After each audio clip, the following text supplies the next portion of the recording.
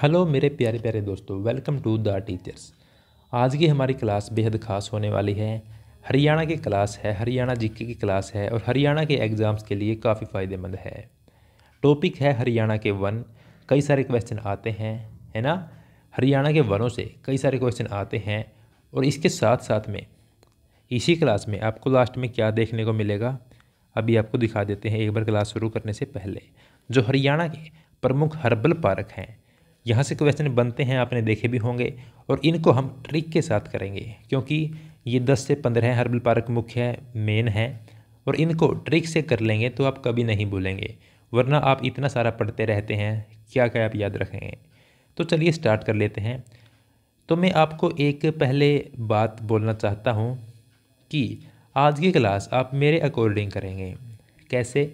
आज की क्लास में आपको कुछ भी याद नहीं करना है, आप ऐसा ही करेंगे क्योंकि अगर आप याद करने लग गए तो आज कई सारे डेटा हैं जो आपको याद नहीं होंगे और आप आगे की वीडियो का भी मज़ा खो देंगे। जो आगे क्लास कंटिन्यू होगी तो आप उसका भी मज़ा नहीं ले पाएंगे। तो मैं आपसे यही गुजारिश करके आगे बढ़ूंगा कि आज की क्लास आप याद करने के व्यू से नहीं देखेंगे। आज आप सिर्फ ऐसे देखेंगे कि हमको देखना है, हमको समझना है, क्योंकि डेटा आपको याद नहीं होगा, आप बाकी सारे क्वेश्चनों को भी खो बैठेंगे। लेकिन अगर आप देखेंगे आपके अच्छे माइंडसेट से कि हमको आज समझना है, तो आपको इसमें से काफ़ी सारी बातें समझ में आ जाएंगी, ना कि उसका रट्टा लगाना है। मैं बताता रहूँगा कि क्या इम्पोर्टेंट है, कहाँ से सीखना है, लेकिन आज आप डेटा को याद रखने की कोशिश नहीं करेंगे। इसी उम्मीद के साथ मैं क्लास को प्रारंभ करता हूँ। चलिए, हरियाणा के पेड़ों के नाम बताओ। आम, जामुन, साल, शीशम, पाइन, पीपल, नीम और ऐसे कई सारे पेड़ हरियाणा के मुख्य पेड़ हैं। ये ऐसे पेड़ हैं जो पूरे हरियाणा में पाए जाते हैं। वैसे डाइवर्सिटी काफ़ी है हरियाणा में, लेकिन ये वृक्ष तो पाए ही जाते हैं। इसके साथ साथ में कुछ वृक्ष और हैं जो आपके आसपास हैं, आप देख सकते हैं, उनको भी साथ में जोड़ सकते हैं। ठीक है। इसके बाद क्वेश्चन नंबर 2, जड़ी बूटियों के बारे में बताएं। हरियाणा में पेड़ हैं तो जड़ी बूटियाँ भी हैं। कुरंड, खेरटी, बथुआ, अश्वगंधा, सखावली, साटी, सदाबहार और मकोए, ये हरियाणा की प्रमुख जड़ी बूटियाँ हैं। हरियाणा की घास के बारे में बता दो। हरियाणा में दुबाच, धामण, डिला, दूब और भुरट, ये मुख्य रूप से घास पाई जाती हैं। इस साइड में, राइट साइड में आप एक पिक्चर देख रहे हैं, प्यारी सी पिक्चर, ये घास है, आपने देखी होगी, है ना, सब ने देख रखी होगी। ये तो इस घास का क्या महत्व है? इसका महत्व ये है कि ये आपको 1 नंबर दिलवा सकती है एग्ज़ाम में। क्यों? क्योंकि क्वेश्चन ये है कि इस घास की अधिकता हरियाणा में है जिससे रस्सी बनाई जाती है, तो वह है सरकंडा घास। सरकंडा घास, केन इसको बोलते हैं। इसका नाम आपको याद रखना है, सरकंडा। सरकंडा क्यों, कैसे? क्योंकि इसके जिस प्रकार रावण के 10 सिर थे, फैले हुए थे, इसके भी ऐसे ही कई सिर हैं, फैले हुए हैं, इसलिए सरकंडा। ठीक है। और जो मोढ़े पर आप बैठते हैं, मोड्डा, मुड्डा जिसको बोलते हैं, मुड्ढों का कुटीर उद्योग भी इसी पर आधारित है। काफ़ी अच्छा क्वेश्चन था ये, मज़ा ही आ गया। आगे देखिए, वन संपदा का पर्यावरणीय महत्व के साथ साथ आर्थिक महत्व भी है। क्या यह सच्चाई है? हाँ, लेकिन क्वेश्चन ऐसे नहीं बनेगा। क्वेश्चन कैसे बनेगा? क्वेश्चन ऐसे बनेगा, वन संपदा के बारे में बताएं। एक ऑप्शन आएगा कि इसका पर्यावरणीय महत्व है, बी आएगा कि इसका आर्थिक महत्व है, सी आएगा केवल ए, और डी आएगा ए और बी दोनों। तो आपको ए और बी दोनों कर देने हैं, ना कि केवल पर्यावरणीय, क्योंकि सरकार भी वनों को आरक्षित कर रही है, संरक्षित कर रही है, ताकि इसका आर्थिक लाभ भी लिया जा सके, है ना।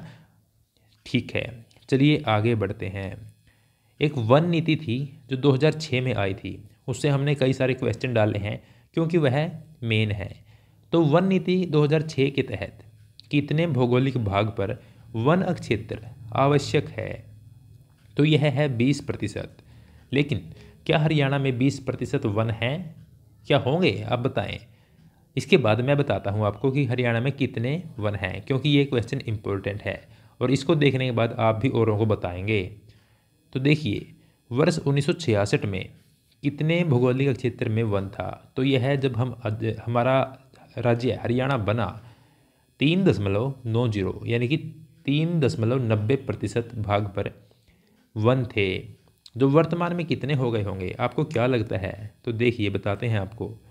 इंडिया स्टेट ऑफ फॉरेस्ट यानी कि ISFR रिपोर्ट 2021 के अनुसार हरियाणा वन क्षेत्र कितना है? यह 3.63% है, जो 1603 किलोमीटर स्क्वायर एरिया में आता है। तो 10% या 20% तो नहीं है, यह मात्र 3.63% है। चलिए आगे बढ़ते हैं। ISFR यानी कि India state for forest report से कुछ बातें और जान लेते हैं। जो सघन वन हैं, सघन वन क्या होते हैं? जो बिल्कुल घने हैं, जिस प्रकार से हमारी भूमध्य रेखा एक विषुवत रेखा, इसके आसपास 10 डिग्री ऊपर तक और 10 डिग्री नीचे तक जो घने वन हैं उनमें सूर्य का प्रकाश भी नहीं पहुंचता। तो अगर उसी तरह हम हरियाणा में आएँ तो हरियाणा में ऐसे वन 28 किलोमीटर स्क्वायर में हैं, जो काफ़ी घने हैं। और इसके बाद जो उससे थोड़े से कम घने हैं वो 445 किलोमीटर स्क्वायर में हैं, और जो खुले वन हैं वो 1130 किलोमीटर स्क्वायर वन में हैं।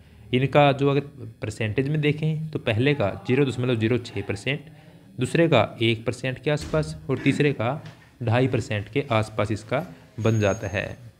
इसके बाद हरियाणा राज्य का सर्वाधिक वन वाला ज़िला कौन सा है? हरियाणा में हम चंडीगढ़ साइड से आते हैं या हम उत्तर की साइड से प्रवेश करते हैं तो उस साइड में पहाड़ियाँ हैं। आपको यह ज्ञात है कि जो ऊपर का एरिया है हरियाणा का उत्तर का, चंडीगढ़ साइड में माता का मंदिर है जहाँ पे, है ना, माता मनसा का है, माता वैष्णो का है। मैं इसमें हर बार कंफ्यूज हो जाता हूँ, आप बता देंगे, है ना। तो जो उस साइड से हम आते हैं चंडीगढ़, पंचकुला या यमुनानगर साइड में, तो वहाँ पर ज़्यादा समतल एरिया नहीं है ना। अंबाला तक आते आते हो जाता है, वैसे आगे भी है लेकिन पहाड़ियाँ भी वहाँ पर हैं, वहाँ से पहाड़ दिखने शुरू हो जाते हैं। तो जो वो एरिया है वहाँ पर अगर समतल एरिया नहीं है, वहाँ पर लोग नहीं रह सकते, वहाँ पर मकान ज़्यादा नहीं बन सकते, तो वहाँ पर पेड़ पौधे ही उगेंगे ना। तो इसी कारण से वहाँ पर वन अधिक हैं। जब नीचे आते रहते हैं तो घर अधिक बने हुए हैं, लोग अधिक वहाँ पर रह रहे हैं, सिंपल समतल खेत हैं, तो इस कारण से वहाँ पर वन कम है। तो सबसे अधिक वन कहाँ है? पंचकुला शहर में 390 किलोमीटर स्क्वायर में। और नंबर 2 पे आएगा यमुनानगर शहर, है ना, यमुनानगर जिला। और अगर सबसे कम बात करेंगे, सबसे कम वन क्षेत्र कहाँ पे है, तो वह पलवल में हो जाएगा। पलवल शहर हरियाणा का, वहाँ पर मात्र 13.97 किलोमीटर स्क्वायर है। अगर पलवल से कोई वीडियो देख रहा है तो आपके ज़िले में सबसे कम वन है, इनको बढ़ाना चाहिए, है ना। आप एक पेड़ लगाएं जिससे आप अपना योगदान दे दें। चलिए आगे बढ़ते हैं। राज्य में झाड़ियों का कितना भाग है? अभी तक हम देख रहे थे कि राज्य में वन कितने हैं, पेड़ कितने हैं, अब बात कर रहे हैं झाड़ियाँ। तो झाड़ियाँ किस तरफ हैं? जो इलाका राजस्थान से लगता है वहाँ पर जो ज़िले हैं हमारे, वहाँ पर झाड़ियाँ पाई जाती हैं। जिस प्रकार महेंद्रगढ़ हो गया, महेंद्रगढ़, रेवाड़ी, हिसार, सिरसा, भिवानी, इन जिलों में झाड़ियाँ पाई जाती हैं। और सर्वाधिक झाड़ियाँ महेंद्रगढ़ में हैं, 34 किलोमीटर स्क्वायर, है ना। तो कुल है 158 किलोमीटर स्क्वायर, जो कुल भौगोलिक भाग का 0.36% है। और अब बात करते हैं जो हरियाणा में वन हैं उनके कितने प्रकार हैं। हरियाणा में वनों के भौगोलिक दृष्टि से कुल 5 प्रकार हैं। कई जगह आपको ये 4 मिलेंगे, 3 मिलेंगे, 6 मिल जाएंगे, क्योंकि इस तरह के क्वेश्चन में डाउट्स हमेशा रहते ही हैं। लेकिन हम बात करने वाले हैं 2 मुख्य भागों की, 2 मुख्य वनों के प्रकारों की, ठीक है। 100 सेंटीमीटर से कम वर्षा वाले वन कौन से होते हैं? ये होते हैं उष्णकटिबंधीय शुष्क वन। और ये वन 100 सेंटीमीटर से कम वर्षा हुई तो शुष्क, हम यहाँ से इसको याद कर लेंगे। इनमें शीशम, पीपल, नीम, आम, जामुन ऐसे ऐसे वृक्ष पाए जाते हैं, और ये ही अधिकता इनकी है। 100 सेंटीमीटर से अधिक वर्षा कहाँ पे होगी? पहाड़ी क्षेत्र में होगी। तो वहाँ पर तो साल, चीड़, पाइन, देवदार ऐसे ऐसे वृक्षों की अधिकता हो जाएगी, है ना, क्योंकि वहाँ से हिमाचल, उत्तराखंड साइड में हम आगे बढ़ जाते हैं। ठीक है, ये हमने जान लिया भौगोलिक दृष्टि वनों की। अगर हम बात करें अभी एडमिनिस्ट्रेटिव क्लासिफिकेशन ऑफ फॉरेस्ट, यानी कि वनों का प्रशासनिक वर्गीकरण किस किस प्रकार से नियंत्रित कर रखा है वनों को सरकार ने, तो 3 वर्ग बनाए गए हैं। पहला वर्ग है आरक्षित वन यानी कि रिजर्व फॉरेस्ट, जिस पर पूर्ण नियंत्रण है सरकार का। पशुओं की चराई और कटाई पर प्रतिबंध लगा रखा है कि कोई भी नहीं आ सकता भाई यहाँ पे, अगर कोई आता है तो उस पर जुर्माना लग जाता है ना। तो सबसे अधिक आरक्षित वन कहाँ पे होंगे? आप खुद सोच सकते हैं कि जब वन सबसे अधिक पंचकुला यमुनानगर इस साइड में है तो इन्हीं दो जिलों में सर्वाधिक हैं। इसके बाद कैथल, कुरुक्षेत्र और महेंद्रगढ़ आ जाते हैं। इसके बाद दूसरा जो वर्ग है वह है संरक्षित वन। तो इनको बचाव के लिए सरकार ने अपने हक में ले रखा है, अपने नियंत्रण में ले रखा है। यह भी सरकार के नियंत्रण में आ जाते हैं। वनों को अक्सर नुकसान न पहुंचे इसके लिए देख रेख करते हैं इनकी, लेकिन स्थानीय लोगों को यहाँ पर पशु चारण की और कटाई की अनुमति सुरक्षा के साथ मिल जाती है। सर्वाधिक वन संरक्षित क्षेत्र वाले जिले कौन कौन से हैं? ये भी पंचकुला यमुनानगर, इसके आगे भिवानी, सोनीपत, करनाल आ जाते हैं। तीसरा वर्ग कौन सा है? यह है अवर्गीकृत वन। जो सभी वन बच गए इनके अलावा वो इस कैटेगरी में आ जाते हैं। सरकार, समुदाय और जो अन्य लोग हैं सभी का इस पर अधिकार हो जाता है। लकड़ी कटाई, पशुचारण में छूट होती है। और ऐसे वन कैथल, रोहतक, यमुनानगर, जींद, पलवल, ये इस प्रकार से क्रम चलता है। यहाँ पर भी आपको पहले नंबर पे पंचकुला या यमुनानगर नहीं मिलेगा, क्योंकि यहाँ पर जो मेन मुख्य वन हैं तो उनको आरक्षित और सुरक्षित सरकार ने कर रखा है। हमने जान लिया भौगोलिक दृष्टि से, हमने जान लिया प्रशासनिक दृष्टि से। अब जो वन विभाग हैं उनकी दृष्टि से वन कितने प्रकार के हैं? मैंने वीडियो के शुरू में ही बोला था आज आपको कि आपको डेटा याद नहीं रखना है, सिर्फ क्लास को एंजॉय करते हुए चलना है, क्योंकि यहाँ से क्वेश्चन कैसे आएंगे मैं आपको बताता हुआ चल रहा हूँ, है ना। आप माइंड पर लोड मत लें कि डेटा कितने परसेंट था, 3%, 12%, आपको याद नहीं रखना है। तो वन विभाग की दृष्टि से 3 भाग कौन कौन से हैं? पहला है राजकीय वन, जिस पर सरकार का नियंत्रण है। दूसरे हैं सामुदायिक वन, जो स्थानीय निकायों के पास हैं, जैसे नगर परिषद, नगर पालिका। और तीसरा है निजी वन, जो निजी लोगों के अधिकार में है। इसके बाद अति सघन वन कहाँ पे हैं? वनों से अगर ऐसा क्वेश्चन आए कि सर्वाधिक वन किस जिले में है, सबसे अधिक वन कहाँ पाए जाते हैं, तो उसका आंसर होगा पंचकुला। लेकिन एक क्वेश्चन ऐसा है कि सबसे अधिक घने वन कहाँ पाए जाते हैं, तो इसका आंसर आपको करना है यमुनानगर। इसको छोड़कर सर्वाधिक घने वन कहाँ पे है? यमुना नदी के आसपास, है ना। इसको छोड़कर जो भी सर्वाधिक का क्वेश्चन आएगा वहाँ पर पंचकुला ही हो जाएगा। हम हरियाणा में प्रवेश करते हैं पंचकुला से, तो पंचकुला ही हो जाएगा। और यमुनानगर में 22 किलोमीटर स्क्वायर में सर्वाधिक घने वन हैं, और इसके बाद है पंचकुला में 6 किलोमीटर स्क्वायर। इसके बाद हरियाणा में कहीं भी घने वन नहीं हैं। इसके बाद बात करें तो राज्य में सर्वाधिक वन कहाँ पर हैं?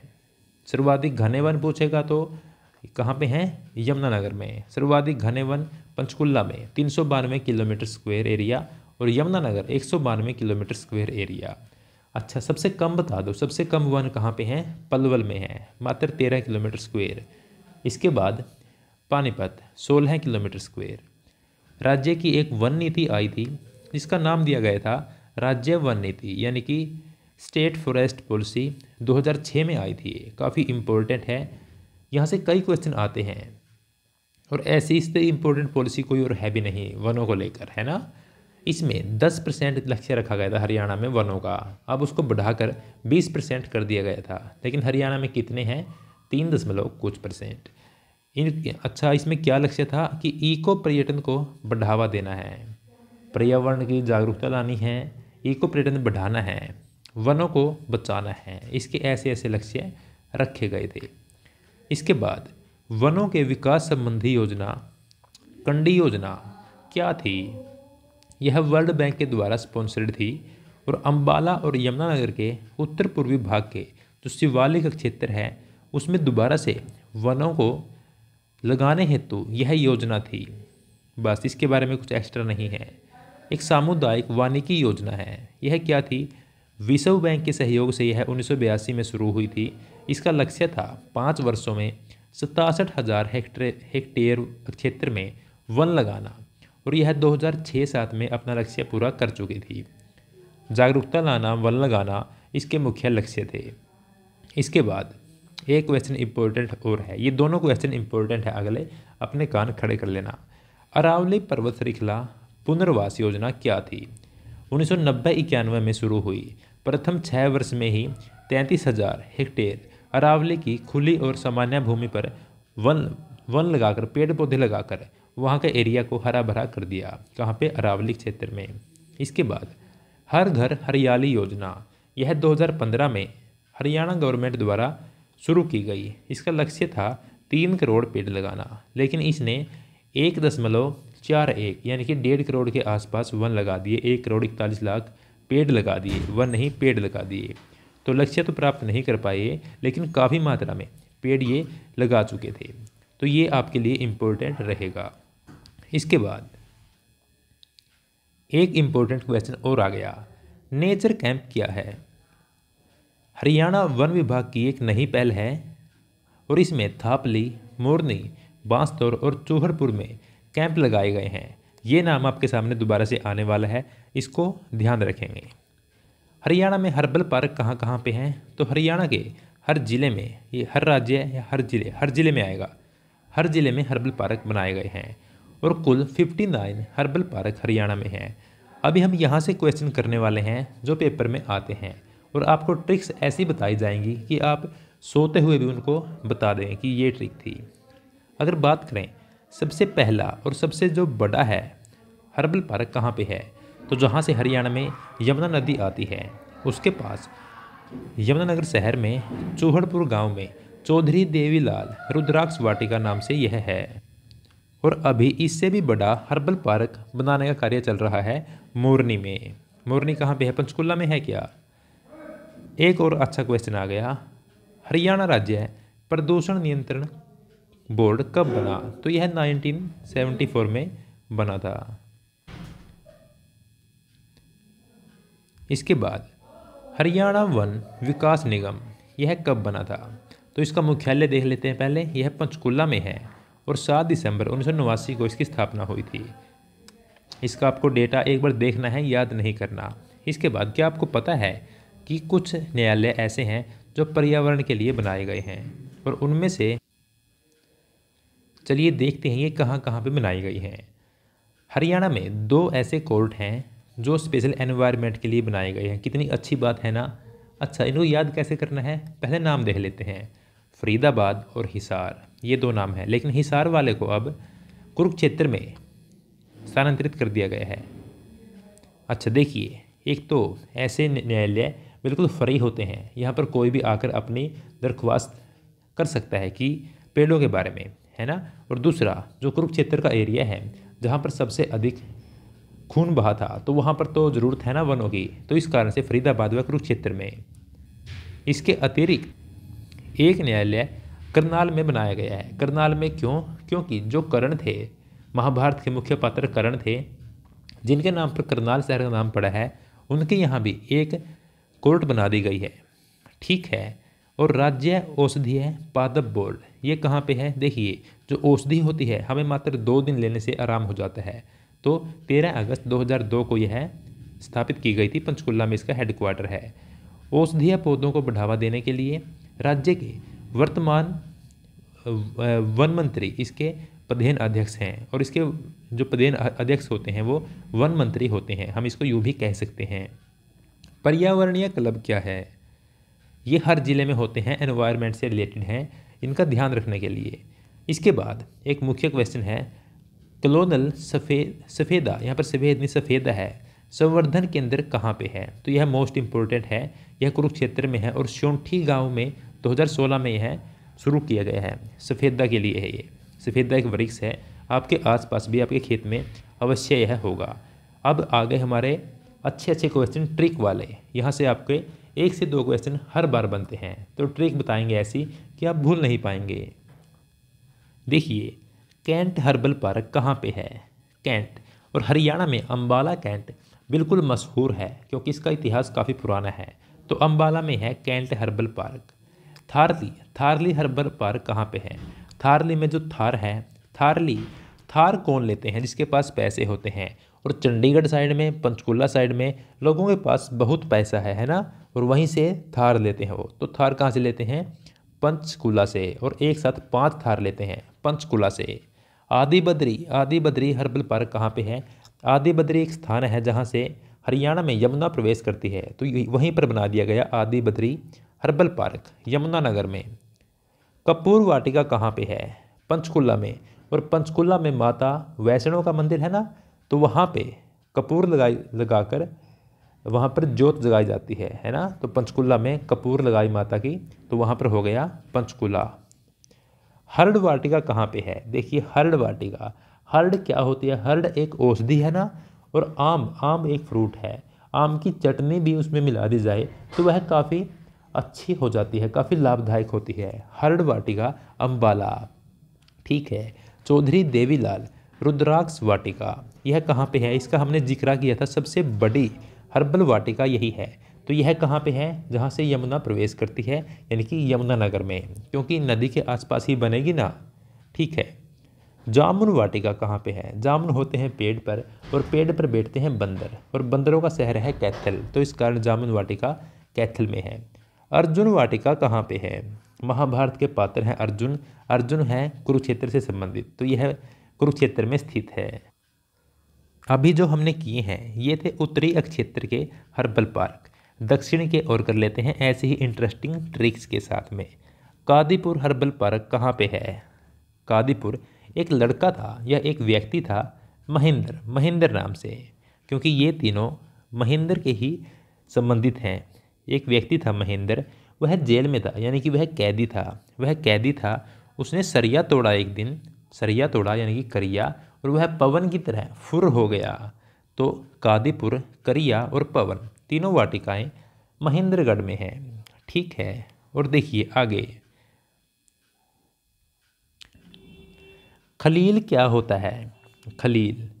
खलील क्या होता है? खलील एक कीटाणु टाइप में ही होता है, खलील है ना, जो छोटा सा होता है लेकिन उससे डर लगता है।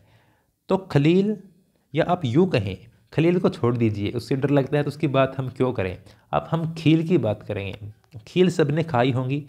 खील को जब रेवड़ी में मिला दिया जाता है तो उसकी एक अलग ही गंध आती है ना, अलग ही गंध आती है। और अगर आप किसी को देते हैं तो पूछते हैं कि मुझे क्यों दिया ये, मुझे काको दिया। तो खलीलपुर, अश्वगंधा और काको दिया, ये तीनों हर्बल पार्क रेवाड़ी में स्थित हैं। ठीक है। इसके बाद आंवला हर्बल पार्क। आंवला खाने को हमें कौन बोलता है? आंवला खट्टा होता है लेकिन सेहत के लिए काफ़ी अच्छा होता है ना। और आंवले के कई लाभ हैं। सुबह सुबह एक आंवला चबा लिया जाए तो काफ़ी लाभ इससे हो जाते हैं, तो ऐसा हमारे गुरुजी बोलते हैं। इसीलिए आंवला हर्बल वाटिका है गुरुग्राम में। रतन जोत, बताइए रतन जोत कहाँ पे है? फरीदाबाद में एक मेला लगता है। कौन सा मेला है वो? कुंभ का मेला है ना। तो कुंभ के मेले में रतन लेकर एक जोत जगा दी जाती है। रतन और जोत, क्योंकि कुंभ का मेला 12 साल में आता है, तो रतन वाली बात तो है ही। रतन और जोत से यहाँ पर बन गई रतन जोत वाटिका फरीदाबाद में। ठीक है। घृत कुमारी नूह यानी कि मेवात नूह। अब जो हमारे नहू हैं वो तो हम घर पे ही काटते हैं ना, ऐसे तो है नहीं हम कहीं और जाते हैं कटवाने के लिए। इसीलिए जो हमारे नूह हैं उसमें है घृत कुमारी हर्बल पार्क। आई होप कि आपको ट्रिक्स अच्छी लग रही होंगी, काफ़ी रिलेटेबल ट्रिक्स हैं। इसके बाद देखिए भिवानी। आपको पता है कि भिवानी से काफ़ी सिंगर जा रहे हैं आजकल निकल के। कोई इंडियन आइडल में गया, कोई टैलेंट शो में गया है ना, तो सुर, जिसमें सुर होते हैं वही जाता है।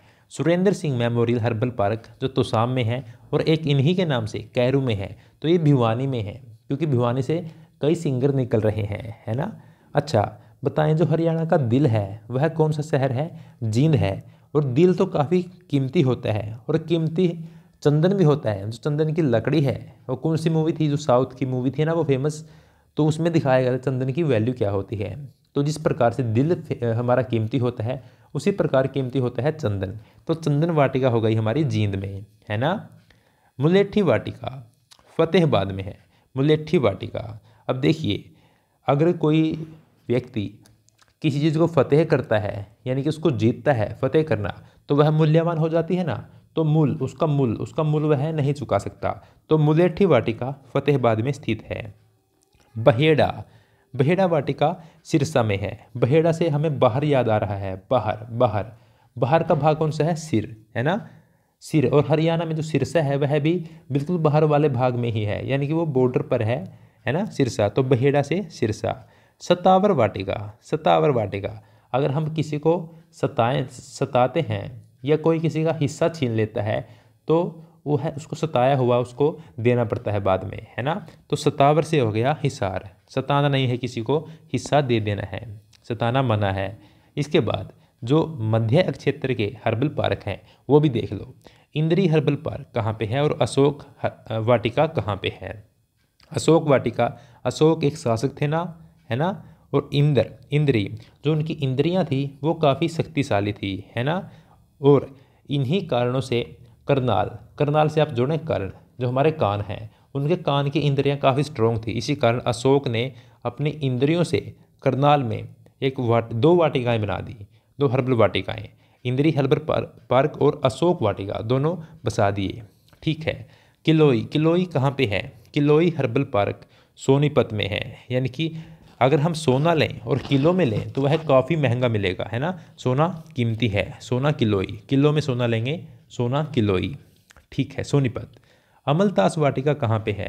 अमलतास वाटिका भी सोनीपत में ही है। यानी कि कोई भी व्यक्ति ताश खेल के तो 1 किलो सोना नहीं ले सकता। ये दोनों बातें जुड़ गई। कोई भी व्यक्ति ताश खेल के 1 किलो सोना नहीं ले सकता।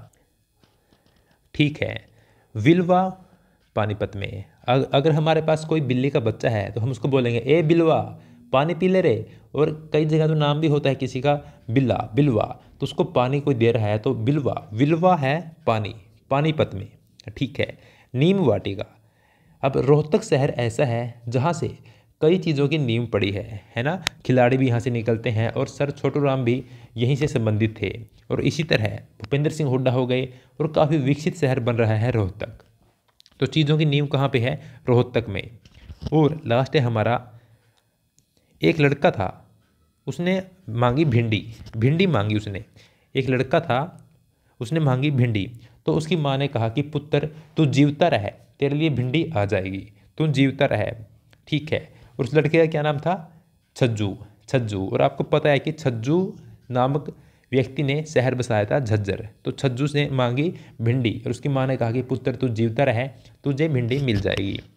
तो इसी के साथ में हमारी आज की क्लास और हमारी ट्रिक्स और हमारे हर्बल पार्क होते हैं संपूर्ण। तो आज की क्लास कैसी रही आपको बता देना है। और आई होप कि आज आपने क्लास में काफ़ी इन्जॉय किया होगा। आंकड़े आपको याद नहीं रखने थे, कोई दिक्कत वाली बात नहीं है, लेकिन आज की क्लास आपको देखने के बाद कितना कुछ मालूम हो गया होगा, है ना। देखिए आपने आज कोई भी आंकड़ा याद तो नहीं रखा, लेकिन इसके बावजूद आपके माइंड में वनों से संबंधित कई सारी बातें पहुँच चुकी होंगी निसंदेह। तो इसी प्रकार से जहाँ पे डेटा याद करने का होता है हम आपको बता देते हैं कि ये डेटा याद करने का है। जहाँ पर समझने का होता है तो वो आपको समझ लेना चाहिए, है ना। इसके बारे में कोई भी भड़क आपको नहीं लेनी है, क्योंकि क्वेश्चन तो यहीं से बनते हैं, बिल्कुल बेसिक क्वेश्चन यहाँ से बनते हैं जो आपने आज चीज़ें समझ ली हैं। अच्छा, आप टेलीग्राम से जुड़ गए होंगे, आपको वहाँ पर इसकी PDF मिल जाती है ताकि आपको कोई परेशानी न हो, आपको यहाँ वहाँ भटकना न पड़े। सब डेटा आपके लिए बिल्कुल फ्री है। कई दोस्त बोलते हैं कि उनको टेलीग्राम का लिंक नहीं मिल पाता, तो हर क्लास के हर वीडियो के डिस्क्रिप्शन बॉक्स में लिंक होता है, आप वहाँ जाएँ, उसको वहाँ से उसमें जुड़ जाएँ।